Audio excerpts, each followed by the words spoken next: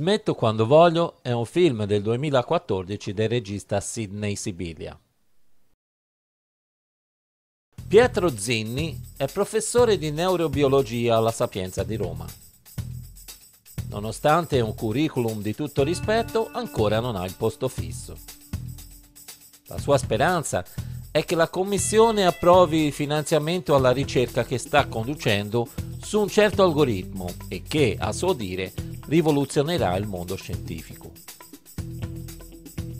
Questo permetterebbe a Pietro di dare un po' di sicurezza economica alla fidanzata Giulia, che lavora come assistente sociale in un centro di recupero per tossicodipendenti e sogna di stabilire un rapporto più concreto con lui e di potersi finalmente comprare la tanto desiderata lavastoviglie.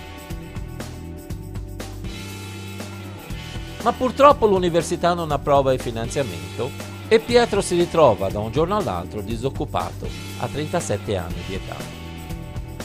Troppi per ricominciare da zero. Così, senza preoccupare la fidanzata, anzi tranquillizzandola mentendo, dicendole che ha ottenuto il posto fisso, dopo una serata in discoteca in cui scopre l'esistenza delle droghe chimiche, a Pietro viene l'idea di creare una droga che sia perfettamente legale. Secondo la legislazione italiana, una droga è considerata tale solo se le sostanze che la compongono fanno parte della lista di sostanze proibite dal Ministero della Sanità. Pietro riunisce alcuni dei suoi ex colleghi di università e forma una banda che si occuperà dell'intero processo produttivo, dalla fabbricazione alla vendita.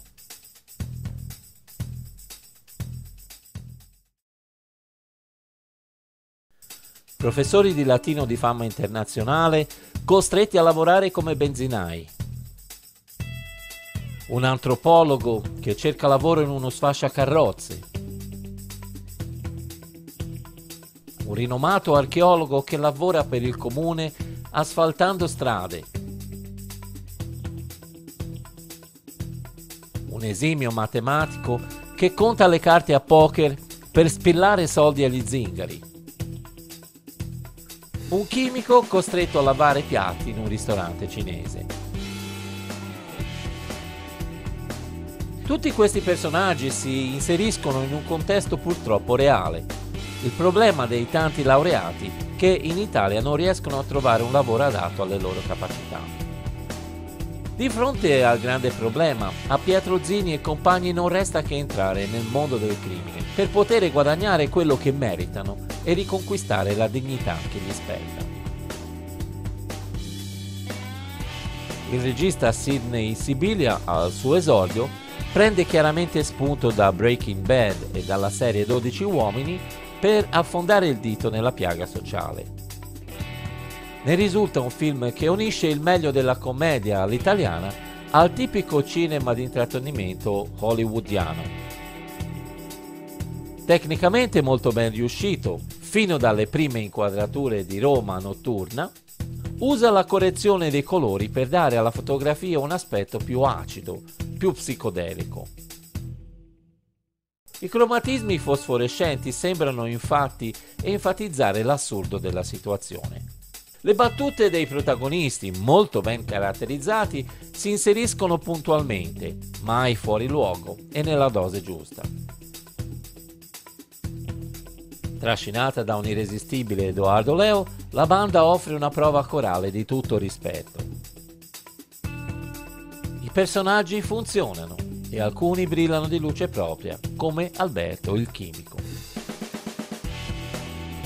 I momenti e le situazioni esilaranti sono molti, a cominciare dalle scuse che Pietro inventa per giustificare agli occhi di Giulia il suo strano comportamento.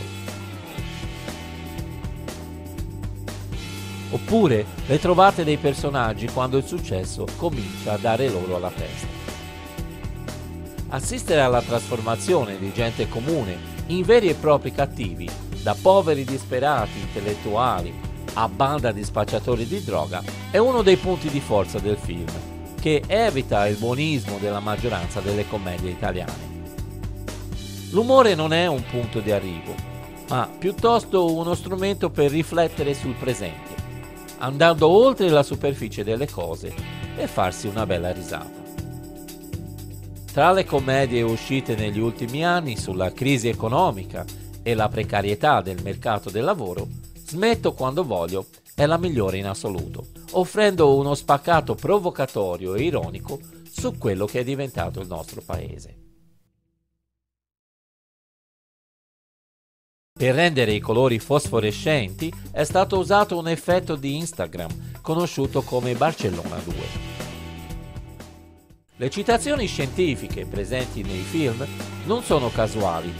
Un gruppo di chimici e di classicisti ha contribuito alla scrittura del film per attestare la veridicità delle affermazioni dei protagonisti.